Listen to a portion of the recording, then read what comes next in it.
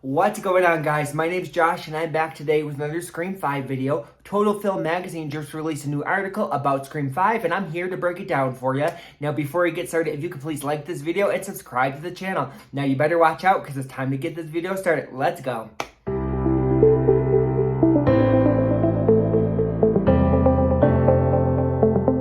Yes, guys, the new issue of Total Film Magazine goes over Scream 5. It's actually the cover of this newest issue. And yeah, there's definitely some exciting new information about the new Scream movie that I want to share with you guys. Now, if you do want to own this magazine for yourself, if you search Total Film, you can actually buy the digital version of this particular issue. That's what I did. But yeah, let's get into kind of recapping some of those highlights. So one of the things that I found really cool about this was we get a little bit of insight on our legacy characters. We mainly get to see kind of what, Sidney, Gale, and Dewey have been up to since the last movie, since Scream 4. So first up is Sidney. So yeah, let's go over what Neve Campbell said about Sidney Prescott and where she is today. So yes, she said Sidney is now a mother, so another level of human strength as a woman. She's living out of her hometown. She lives away. She has a happy life, and that's all I can tell you. So first I gotta say, I love that, Sidney Prescott, one, she's a mom. She finally kind of got a happy ending. She's, especially with everything that Sidney has had to deal with in her life, all the trauma, it's good to see Sidney finally happy, finally being a mom, having a kid, and yeah, living a happy life. Sounds like she's living outside of Woodsboro, but she's kind of had some peace in her life, which I think the character deserves at this point. So I'm definitely excited that, Sidney is in a very good place at the start of this new movie. Now, who knows how long that peace is going to last, since, this is a new Scream movie, and Sidney's ultimately going to, be kind of thrown back into investigating who the killer is. But as of right now, up until this point, Sidney has been happy, and I love that for her character. So next up, let's go over Dewey. And so pretty much David Arquette said what he said about Dewey and where Dewey is now. So he said he's 10 years older. He lives in Woodsboro. There's a lot we need to sort of protect because Scream's a classic whodunit. But Dewey calls up Sidney when copycat attacks begin again, all seemingly targeted at people related to the original killers. So I definitely think that's really interesting. One, we know Dewey still lives in Woodsboro. Just from the trailer, though, it doesn't look like he's not part of the police. He's not the sheriff anymore, but we know at least Dewey is still living in Woodsboro. And yeah, it looks like there's going to be, he says, copycat attack. So that's kind of interesting to kind of see what this killer motives are. Is he really killing people? Or is he, in the beginning, at least attacking people? But copycat attacks against the people related to the original killer. So we know this new killer is going to be attacking, this new Ghostface is going to be attacking people related to Billy and Stu. I definitely find that really interesting to see, why he's attacking Billy and Stu. And then I'm interested to see who's Billy and Stu related to out of these new characters. One thing, though, we know the killer's also going to be after Sam. Something about her past. So I'm interested into seeing why this new Ghostface is after Sam. Could she be related to Billy or Stu? I personally think that maybe Sam could potentially be Billy's daughter somehow. I don't know. That's what my guess is, but who knows? We'll find out more as it goes on. But yeah, I thought that was an interesting to kind of see where Dewey is. Now, next up is Gale Weathers. So Courtney Cox pretty much said, when she said, "Where is Gale Weathers now?" She said, "Gale now works on a morning show. She has the respect of a job where she gets to call the shots and has an audience that is tuning in just for her. She's in a better place as far as her professional life goes. I don't think that personally she's in a great place. But she's very selfish. So I'm not sure she's ever going to be one to find happiness in that way." So I also thought that was really cool. So yes, Gale has her own morning show now, which the way Scream 4, kind of where Gale was off, she was just kind of bored being a housewife. So it's kind of nice seeing, Gale doing something new. And yeah, she has a morning show that people, there's an audience for her and she's calling the shots. That's definitely classic Gale Weathers. And I'm excited to see her in this new life as, a morning show host. I really thought that's interesting. And it sounds like, yeah, as far as work goes, she's kind of thrown herself back into work and back to being, the Gale Weathers we know. But personally, outside of her work, her home life might not be that good. It might be kind of lonely because she puts so much focus on her career.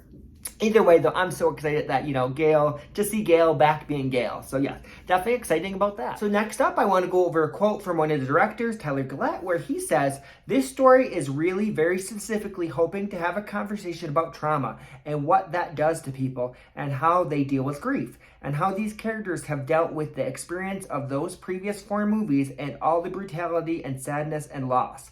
And we love that this script and the story isn't afraid to show what that can do to somebody, good or bad.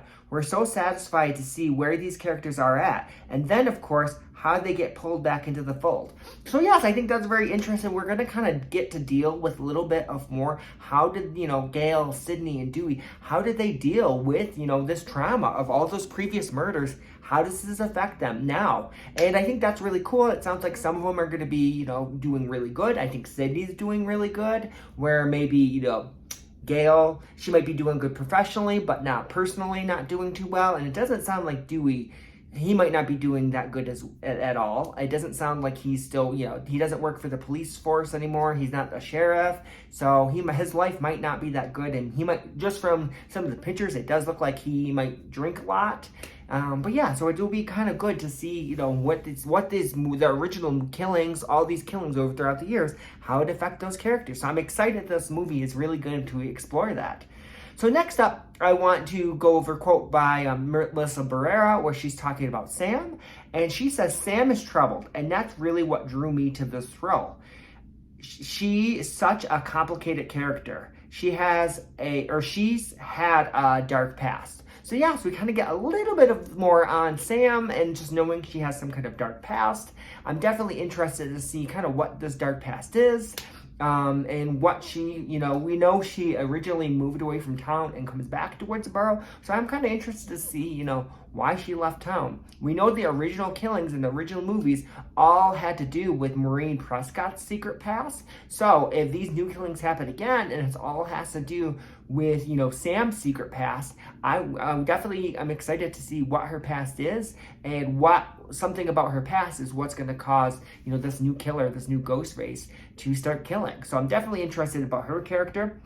Now, next up, we get to learn more about Richie, who is played by Jack Quaid. And Jack says, Jack says, "I think Richie's a little bit like a younger me, in the sense that he doesn't really know a ton about scary movies, and he's gets quite an education." So it sounds like Richie's character is not going to be someone who's not into like scary stuff. He doesn't know horror movies, but he's going to be thrown into a horror movie. So it sounds like, this Richie character is going to be kind of a nice character who's going to be kind of thrown out of his element and thrown into this chaos of a Scream movie. So definitely excited we get a little bit more insight on his character. So next, I just want to go over a few other things I found interesting in the article. One question asked to Courtney Cox was, "What's the secret to the franchise's longevity?" And she said, "I think it's because you don't really know who the killer is." And I really reiterate, this is a relaunch. This is not a Scream 5. If the last movie you saw was Scream 4, you may not want to jump back in. It's not that at all. It's completely different. You do have the legacy characters, but that part that's so scary is that Ghostface could be anybody. So yeah, I just found that really interesting. The whole talk about, this isn't a Scream 5 and just kind of the wording of it. I'm definitely a little confused on there. And it's not a complete reboot. The events of the previous movies still take place. I don't know, just a lot of the wording of that is a little confusing to me.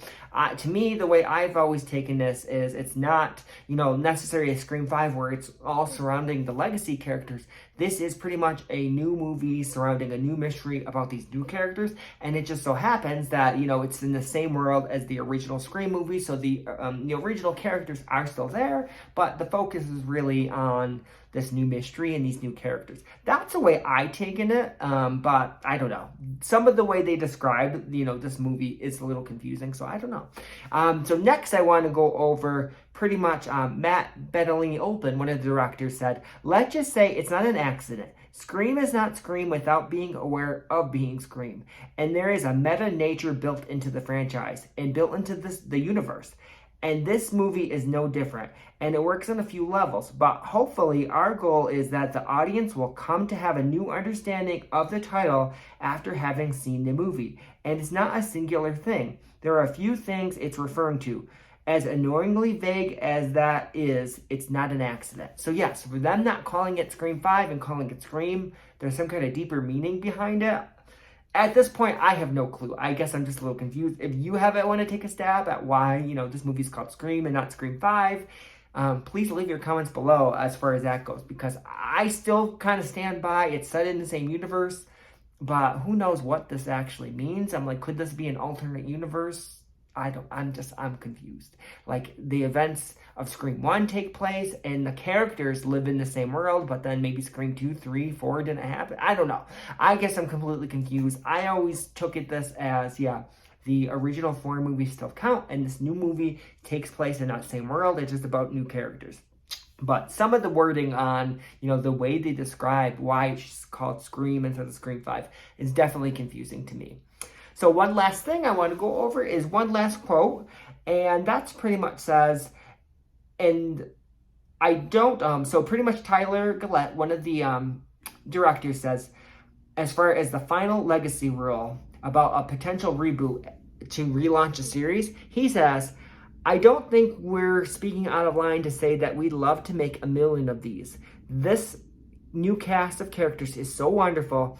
The legacy cast, they're so wonderful. I think we discovered what Guy and James did is they found a real reason for the next story to exist. We know that there is more gas in the tank. There are more stories to be told in Woodsboro and about these characters for sure. So those are some of the main, highlights of this magazine. There's definitely a lot more than that. There's definitely some cool pictures. If you're interested at all, I definitely say buy it. But if not, those are some of the interesting things I found in this magazine. Mainly just kind of getting a glimpse at, kind of a peek, a little bit more info on what these characters have been up to since the last movie. A couple other things that stood out. They did say this movie is going to be really terrifying. They also said that, this movie is going to, still have that same DNA of the original Scream. So it is going to have funny moments. It's going to have meta moments. So it's definitely going to fit with the rest of the Scream movies. And they pretty much said, the audience, both old and new, there's something for it. It kind of is, it's going to work for both of them. It's going to work for your new audience. It's going to satisfy, the old audience. So all good stuff. And yeah, I'm just super excited. I'm glad we got a little bit more info on Scream. One, have you actually did you read this magazine? Are you going to pick it up? What did you think about some of those quotes from the magazine? Are you getting excited like I am? It's kind of crazy that, we're in November now. We actually don't have too long. We almost have a little over 2 months till the new movie, which is crazy. I'm so excited. But please leave your comments below. And as always, thank you so much for watching.